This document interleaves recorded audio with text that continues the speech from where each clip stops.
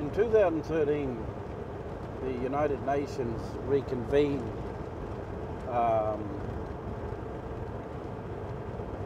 program to collect the history, oral history, and memories of the first delegates to the United Nations, formal delegates to the United Nations, who were invited by the UN.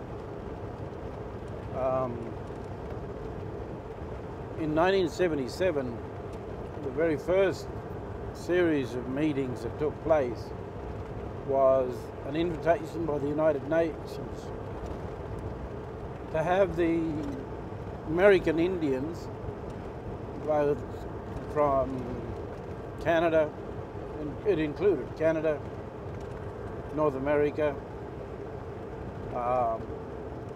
Latin America, and that is Central and Southern America, and all the Indian leaders at that time, or the nominated ones. And so they had a gathering in '77 and talked about Aboriginal issues. And of course, a lot of things flowed from that.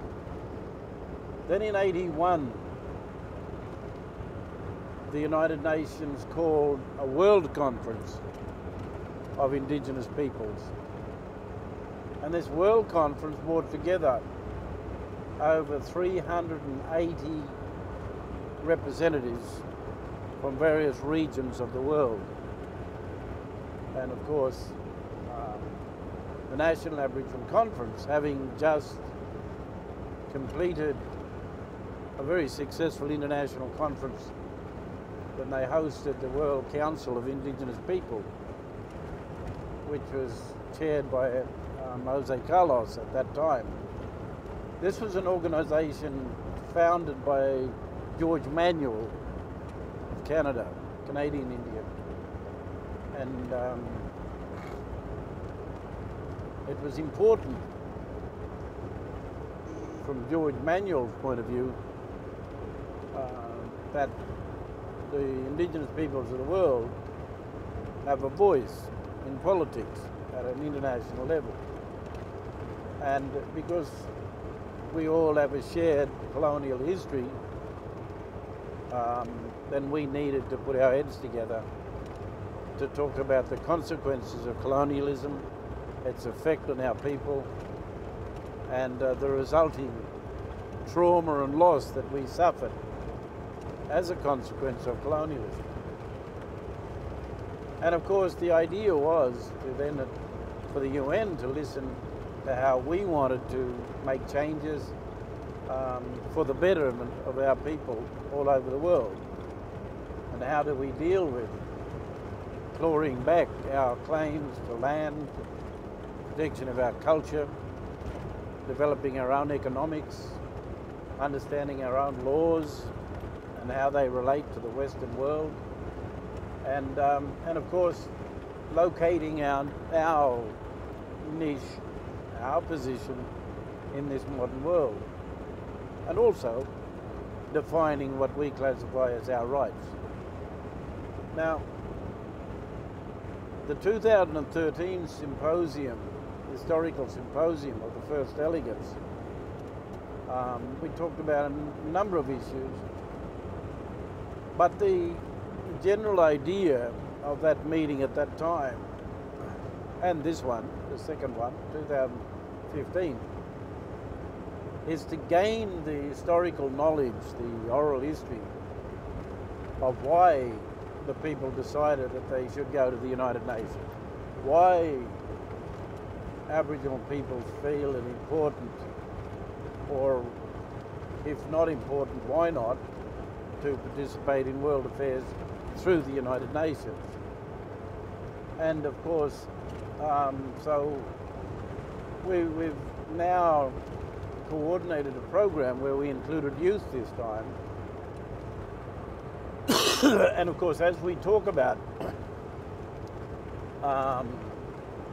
what was happening at the time in '81, 77 and 81,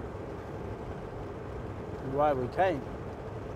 The youth were hearing some very, very disturbing things this time round, because they're hearing people from all over the world saying, what we came for back then is what we still argue for now. Yeah, we've made some gains in the form of UNDRIP, but a lot of the Indigenous people have also made it very clear that the United Nations Declaration on the Rights of Indigenous People has many flaws. And they recognise that there are flaws. They also recognise that we need to revisit it. But for now, we need to make states accountable. And so a lot of people see the UNDRIP, United Nations Declaration on the Rights of Indigenous People, as a basis upon which governments should now build their relationship with Aboriginal peoples and observe those rights that are expanded upon and that have been defined in that document. Now, there are other issues as well that we spoke about, and that was other aspects of international law that merely build on and guarantees the rights that are in that declaration. Now, and that's basically the extent of our discussion, essentially, on the declaration. Yes, we did conclude that when we deal with the revision, the review of it, we then advance it and argue for it to become international law. So it's not an aspirational document, as Australia puts it, but rather that it does represent the law for the international community to observe, and so that we can then hold governments accountable through the legal process at an international level. But the beauty of this gathering, not only reflecting on our past struggles, the present, but the beauty was to have the young ones hear it firsthand, and also understand that there are still enormous frustrations that exist for those of us who have been involved in it for more than 50 years now.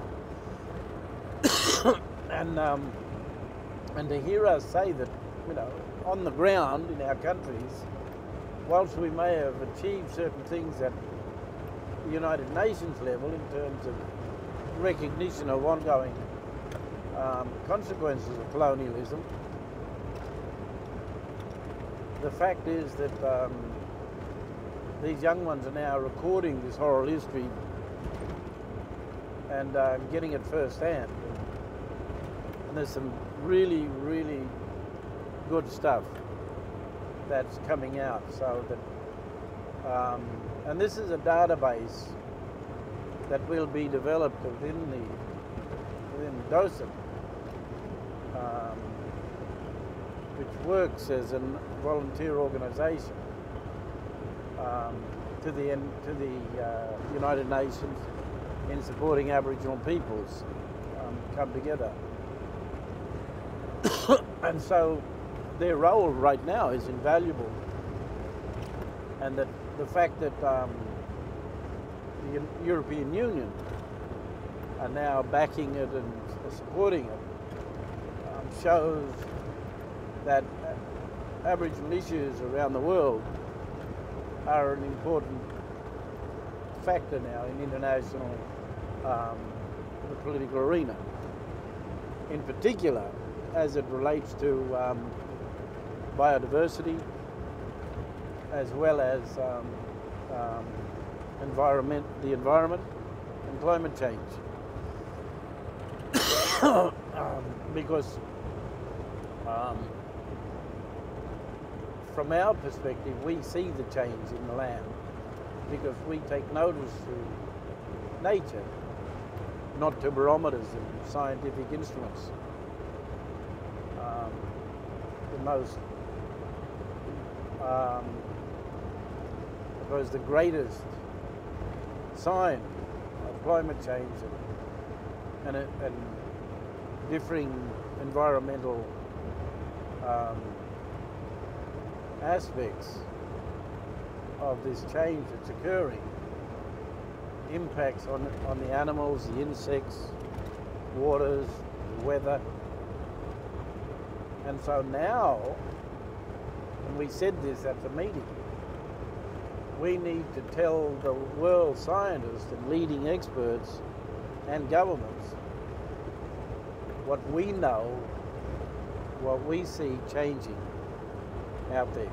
We see animal behavior, we see birds changing their direction and turning up in places they normally don't.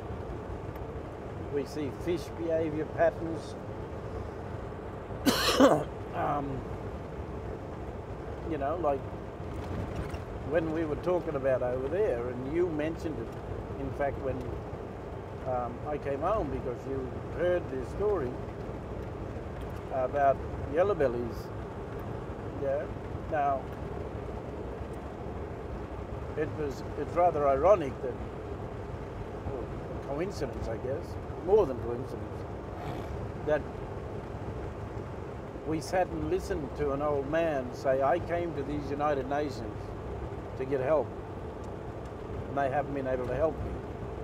He was an Eskimo from the northern tundra above Alaska. They live out, so they live on the sea, out on those big ice blocks out there. They live where there's no tree or grass.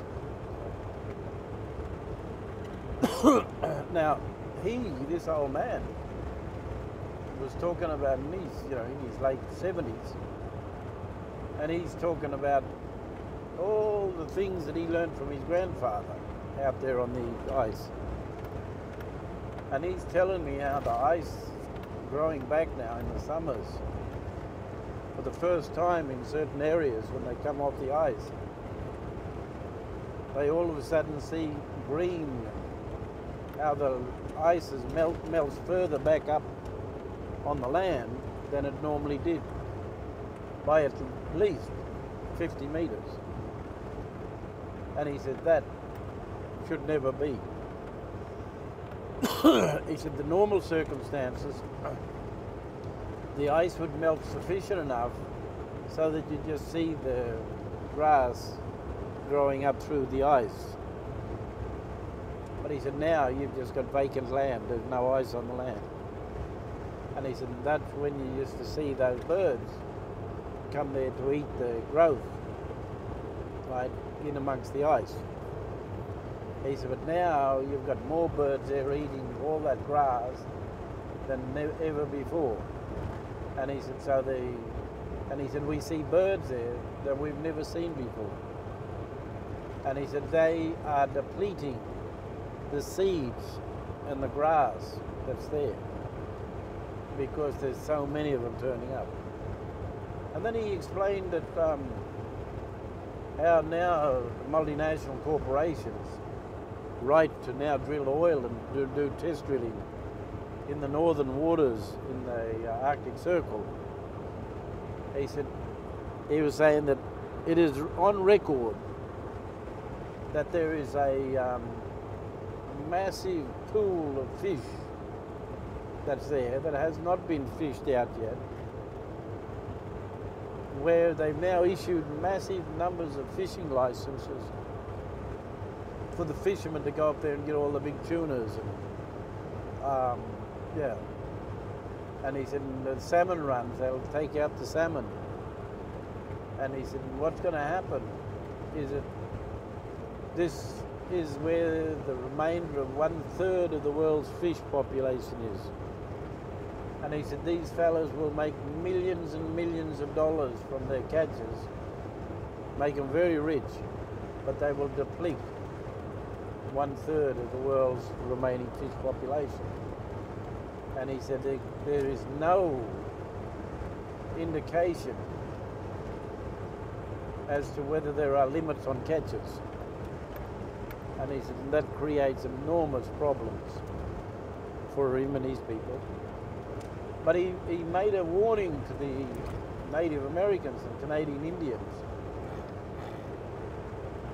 He said, your eagles fly up there and catch a lot of the fish, the salmon, when they run. And he said that's their main diet. He said when the fish stop running, your fish will stop flying, your birds will stop flying. Your spiritual ancestor in that eagle will not be able to feed himself. And he said your stories will begin to disappear because there is no more fish. And he said, so what happens in the ocean affects the land in more ways than you can understand. And he was so poetic in terms of his, talk, in terms of saying, connecting the evolutionary process of the life cycle that we talk about. And he was saying, if the eagles can't get their feed, the eagles then will not breed. The population will begin to die from starvation. And he said, and so, like us, he said the eagle population will now drop, will commence to drop. And he said, so then the eagle, like us, will begin to fight for survival the same way we are. And he said, their survival depends on us. He said, their survival depends on us. And he said, so if they are important to your culture, well then you've got to look after the habitat and the environment that sustains the eagle. And he said, for us, there will not be enough feed, salmon and krill and others in the ocean to feed our seals and our orcas and whales. And he said they will begin to die from starvation. He said, I never ever thought that you could ever talk about a drought beneath the waters of the ocean. He said, but that's what will happen. He was very cool, this old man, the way he explained it all, And then he said the whales will travel and they will begin to open up new territories for themselves. And he said they in turn will become colonizers of the ocean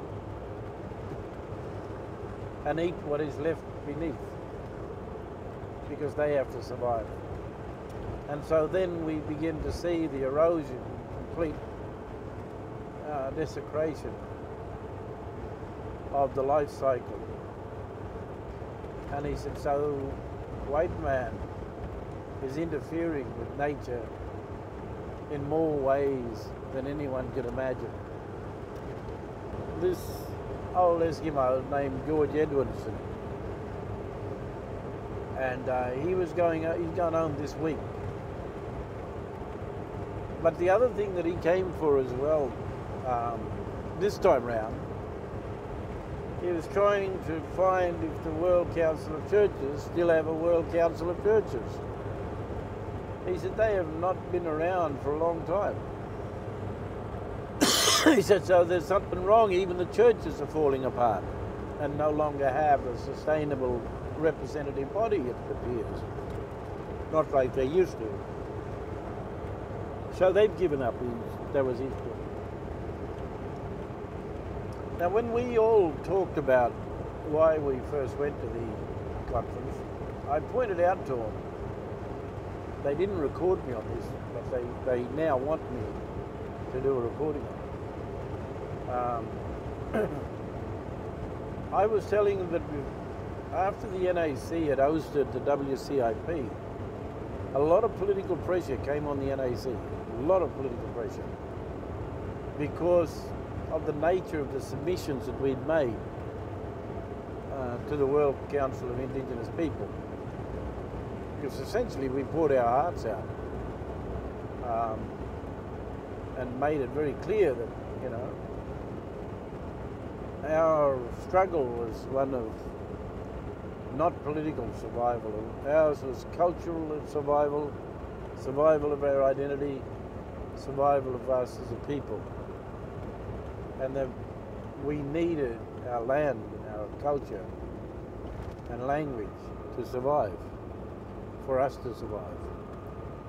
And of course, if we were given the same rights as all other citizens in the country, then we should have had the right, and we would have been able to have the right to protect ourselves from this tyranny and the loss of culture and identity.